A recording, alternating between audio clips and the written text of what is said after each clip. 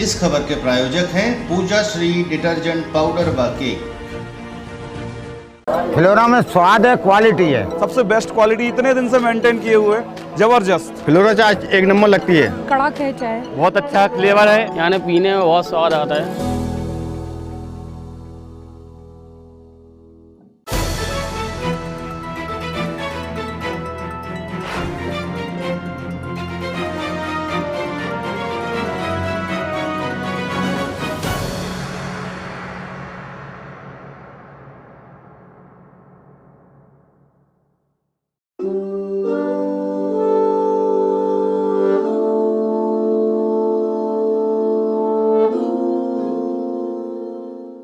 कहते हैं अपने लिए तो सभी जीते हैं, लेकिन जीवन उसी का सार्थक होता है जो दूसरों के लिए जीता है।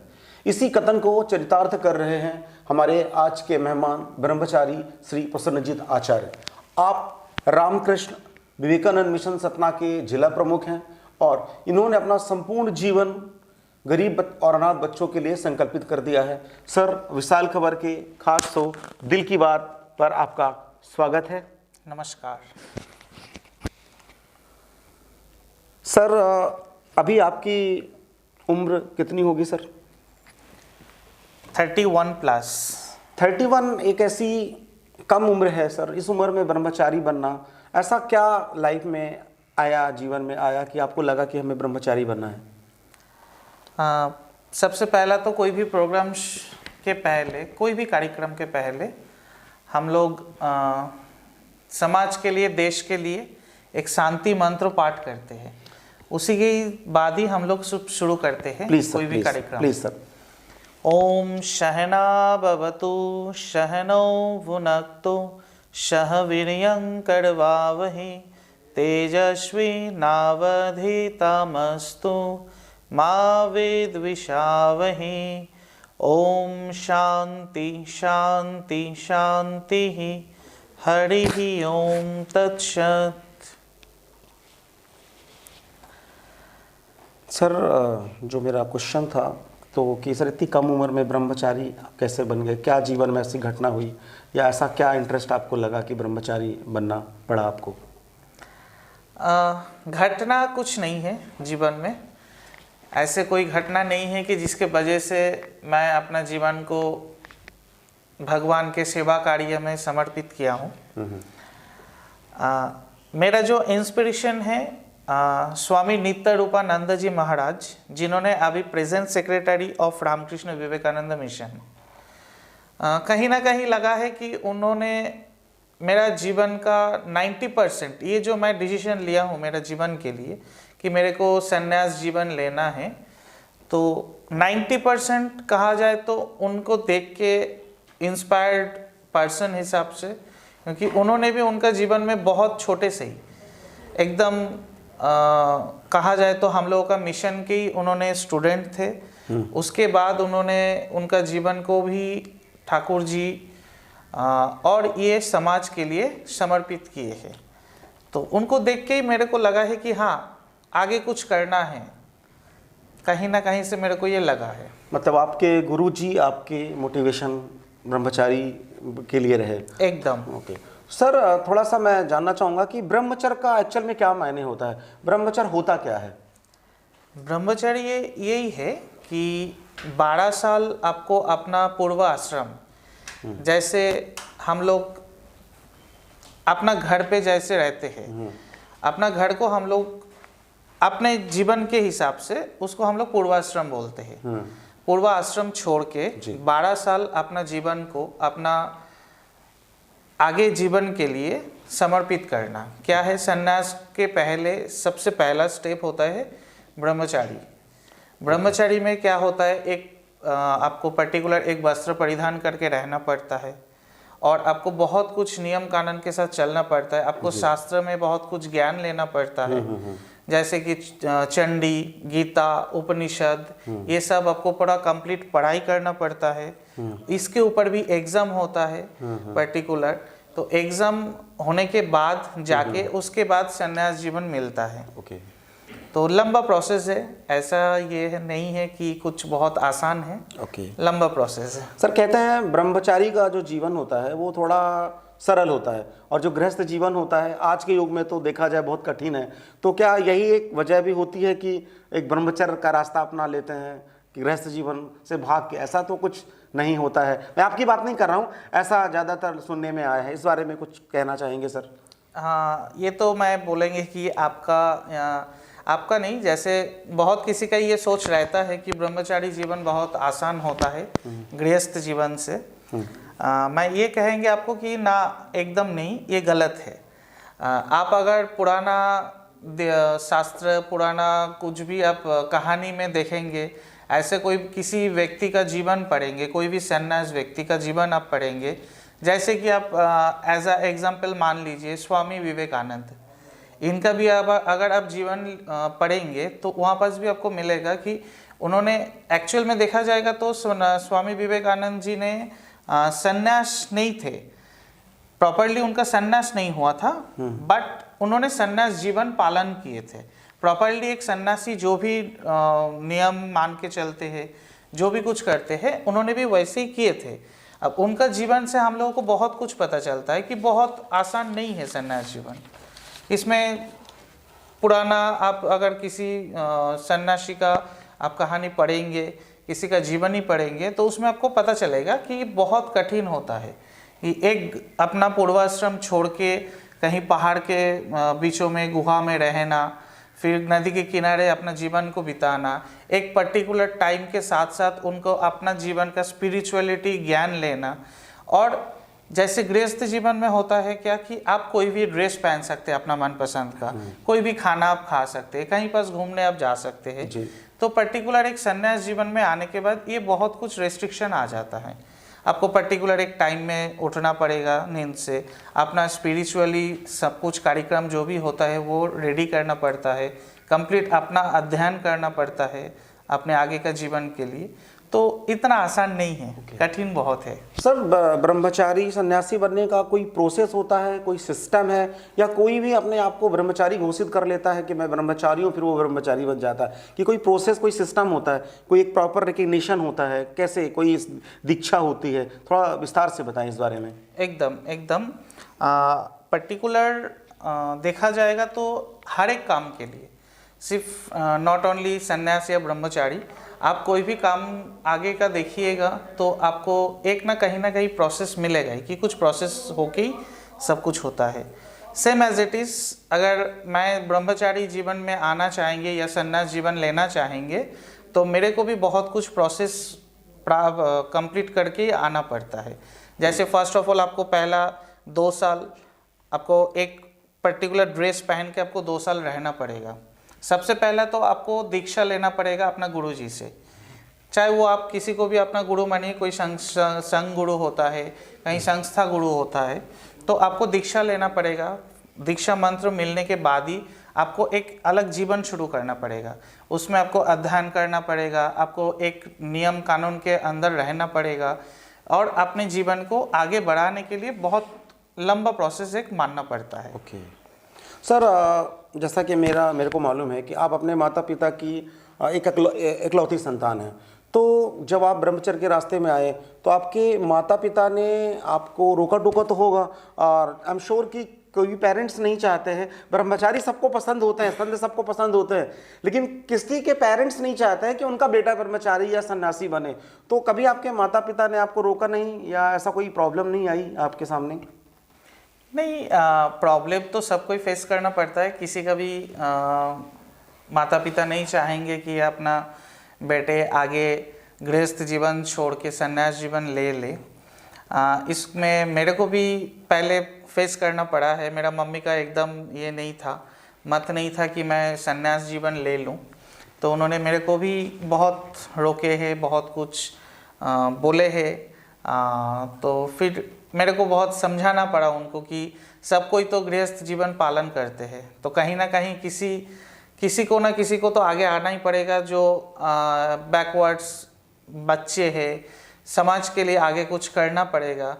तो इसके लिए मेरे को लगा है कि हाँ, अगर मैं गृहस्थ जीवन पालन करेंगे तो उसमें मैं जितना आसानी से ये सोसाइटी के लिए काम कर सकता हूँ, तो उससे ज़्यादा आसानी से मैं इस जीवन में आके काम कर सकता हूँ।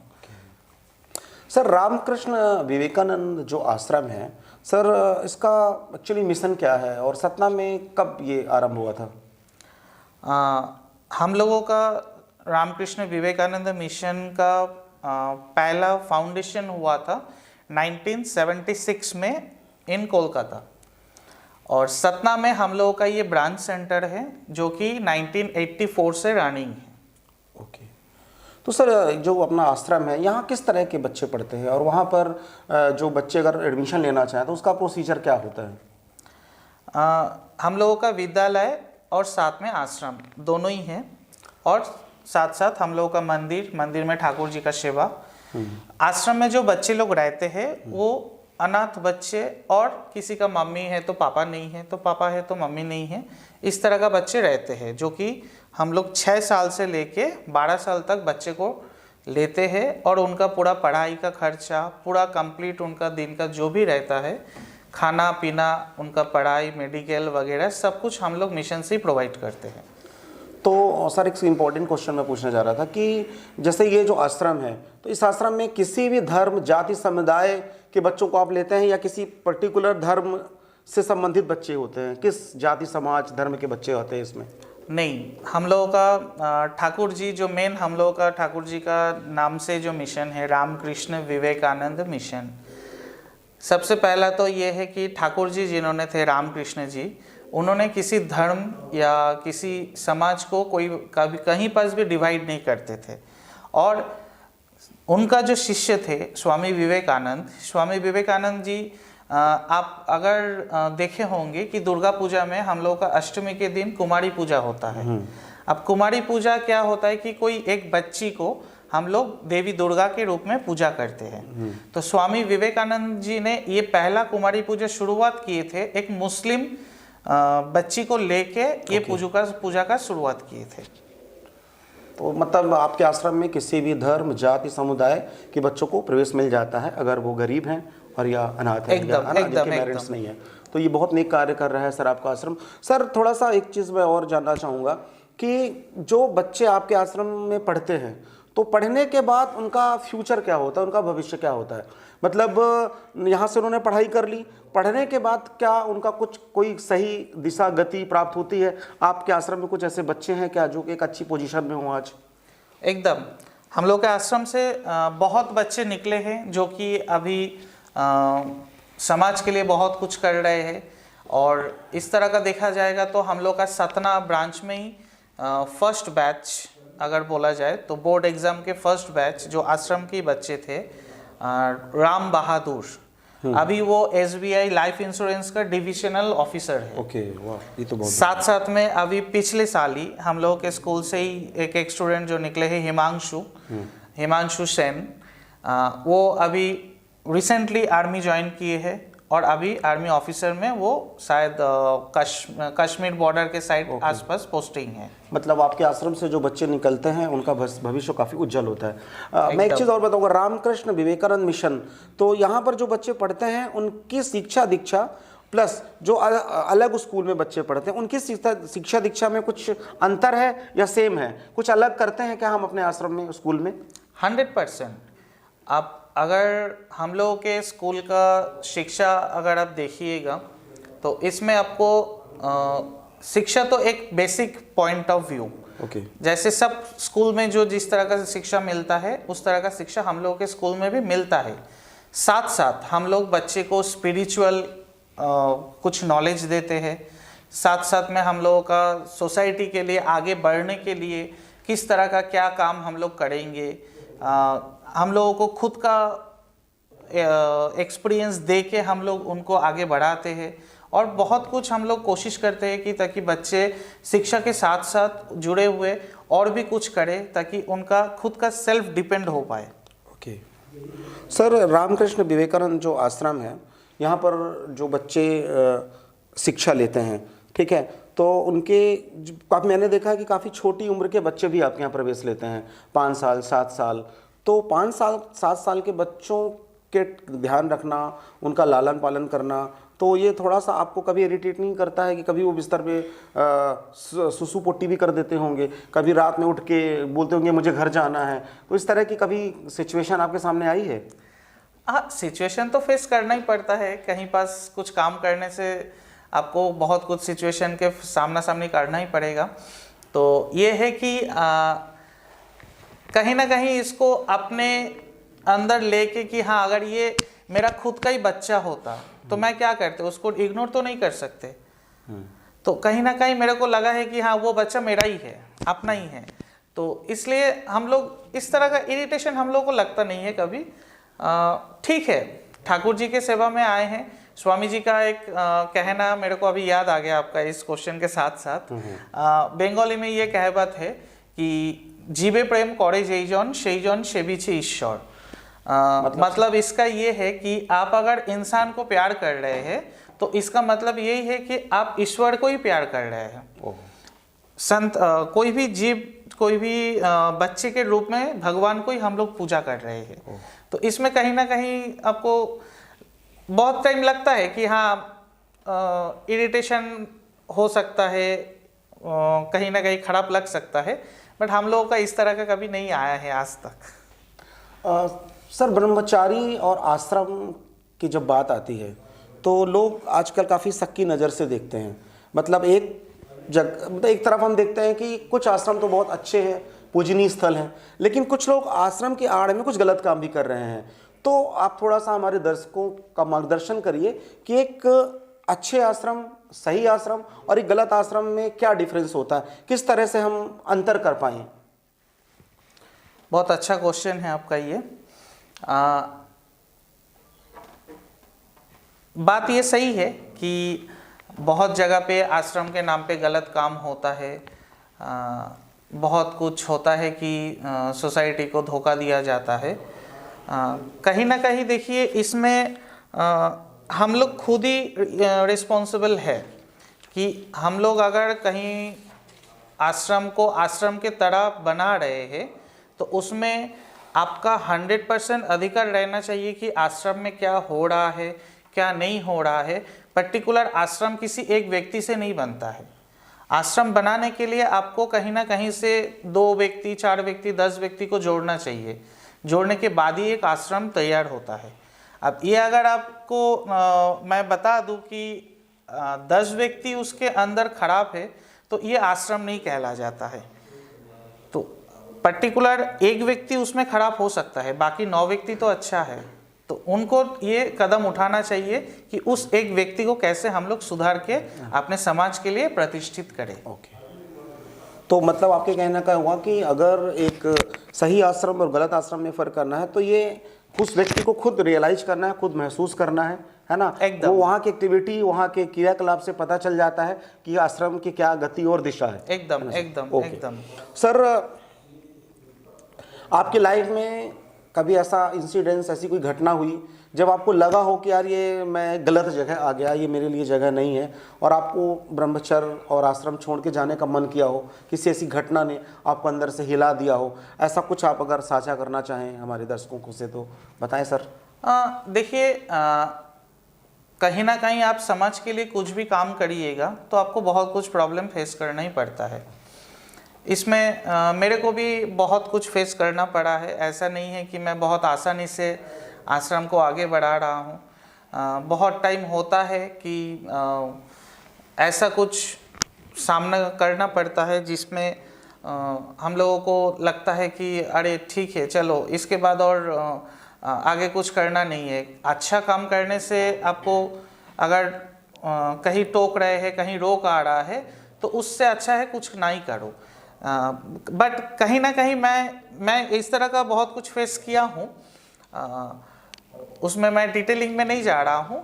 फेस करने के बाद भी मेरे को कहीं ना कहीं लगा है कि अगर मैं ये काम को फेस करने से पीछे हट जाएंगे तो उसमें कहीं ना कहीं मेरा ही गलती है। मैं क्यों पीछे हटेंगे? अगर मैं सही हूँ तो मैं आगे बढ़ेंगे। तो ये सच सबके सामने पता चलेगा। अगर मैं गलत हूँ तो गलत ही पता चलेगा, अगर मैं सच हूँ तो मैं सच ही पता चलेगा सबको। आपके कहने का मतलब ये है सर कि हम कोई भी काम करें तो उसमें प्रॉब्लम्स आते हैं, जितने लोग होते हैं उतनी तरह की बातें करते हैं, है ना, और हम उस चीज़ को इग्नोर करके अपना काम करते रहें, आगे बढ़ते रहें। ठीक है सर, बहुत नेक विचार है आपके। इसमें ही एक फिर से मेरे को स्वामी जी का एक कोटेशन याद आ गया है, जिसमें स्वामी जी उनके एक किताब में बोल रहे हैं, उन्होंने खुद ही ये लिखे हैं कि अगर तुम किसी दिन कोई काम करते हुए प्रॉब्लम फेस नहीं किए हो तो ये समझ लो कि तुम कोई काम ही नहीं किए हो उस दिन। बिल्कुल बिल्कुल। तो उस काम को करने से पहले तुमको कोई कहीं ना कहीं कुछ फेस करना ही पड़ेगा। मतलब अगर आप कुछ प्रॉब्लम फेस नहीं कर रहे हैं, कोई चैलेंज फेस नहीं कर रहे हैं, मतलब आप कुछ नया नहीं कर रहे हैं। एकदम। अगर आप कुछ नया करेंगे तो कुछ कठिनाइयाँ, कुछ प्रॉब्लम सामने फेस करना ही आएंगी। पड़ेगा। सर, एक बहुत पर्सनल क्वेश्चन मैं आपसे पूछने जा रहा हूँ, अगर आपको लगे कि इसका जवाब देना है तो दीजिएगा, अदरवाइज हम इसको कट कर देंगे। सर, आपने भी एक आम आदमी की तरह स्कूल कॉलेज की पढ़ाई करी होगी, ठीक है, तो कभी ऐसा किसी के प्रति अट्रैक्शन, प्रेम भी तो हुआ होगा, या कहीं ऐसा तो नहीं है कि प्रेम में विफल होने के कारण ही फिर आपने ब्रह्मचर्य संन्यास लेने का निर्णय ले लिया? ऐसा कुछ हुआ है क्या, कुछ ऐसा कभी, या फिर आपने कैसे संभाला उस चीज़ को? देखिए, फर्स्ट ऑफ ऑल जब हम लोग स्कूल लाइफ में रहते हैं, सबका ही जीवन में कुछ ना कुछ ऐसा होता ही है। अब एक मैच्योर एज के साथ एक इमैच्योर एज आप अगर डिफरेंस करेंगे तो उस टाइम हम लोग इमैच्योर एज के हिसाब से बहुत कुछ किए हैं। अब किसी के प्रति अट्रैक्शन आना ये गलत नहीं है, कभी कहीं पास लिखा नहीं है कि ये गलत है। हाँ, उसको कहीं गलत जगह पे लेके जाना ये गलत है। तो इसमें मेरे साथ भी ऐसा बहुत मेरा दोस्त थे, अभी भी मेरे साथ मेरा बहुत कुछ दोस्त थे जो कि मेरा ऑपोजिट जेंडर से बिलोंग करते हैं। तो ऐसा नहीं है कि आपको पर्टिकुलर आपके पास कोई आपका गर्लफ्रेंड है तो आपको उसी नज़र से ही उनको देखना है, ये नहीं। अब देखिए ना, एकदम बराबर सबको देखिए कि हाँ ये मेरा दोस्त है, अच्छा दोस्त कोई हो सकता है। ऐसा कुछ नहीं है कि पर्टिकुलर उनके लिए कुछ मेरा मन में अलग से भावना आएगा। अच्छा, नहीं हुआ है, कभी ऐसा कुछ नहीं हुआ है। सर, जैसे कि हमारे कार्यक्रम का नाम ही है दिल की बात, तो अगर आप विशाल खबर के दर्शकों से अपने दिल की कोई बात कहना चाहते हैं, कोई मैसेज देना चाहते हैं, तो प्लीज़ सर। मैसेज अलग से कुछ नहीं है। मेरा एक ही कहना है, अगर हम लोगों को सोसाइटी को आगे बढ़ाना है तो सबको आगे आना चाहिए मेरे हिसाब से। और साथ साथ में ये भी मैं बोलेंगे कि गृहस्थ जीवन और संन्यास जीवन के इसमें ऐसा कोई अंतर नहीं है कि आप कुछ नहीं कर पाएंगे, कि गृहस्थ जीवन में रहते हुए भी आप बहुत कुछ कर पाएंगे। आपको पर्टिकुलर आपका फैमिली, आपका बच्चे, इसको लेके भी आप समाज के लिए आगे बहुत कुछ कर सकते हैं। ऐसा नहीं है कि आप कुछ नहीं करेंगे। तो मैं लास्ट में यही बताएंगे कि आनंद में रहिए, खुश रहिए और ऑल टाइम मुस्कुराते रहिए और समाज के लिए कुछ करिए, ज़रूरी है। बहुत बहुत धन्यवाद सर आपका, आप हमारे स्टूडियो में आए, बहुत सारी बातें करी। तो ये थे हमारे बीच विवेकानंद आश्रम से ब्रह्मचारी प्रसन्नजीत आचार्य जी, और विशाल खबर के सभी दर्शकों का तहे दिल से हम शुक्रिया अदा करते हैं जो हमें इतना सारा प्यार दे रहे हैं। तो अगर आप विशाल खबर में अगर अगले हफ्ते आप दिल की बात में किस नए मेहमान को देखना चाहते हैं, कमेंट बॉक्स पर लिखकर बताएं। तब तक रखिए अपना ढेर सारा ख्याल और देखते रहिए विशाल खबर पर दिल की बात विजय सिंह के साथ। Thank you.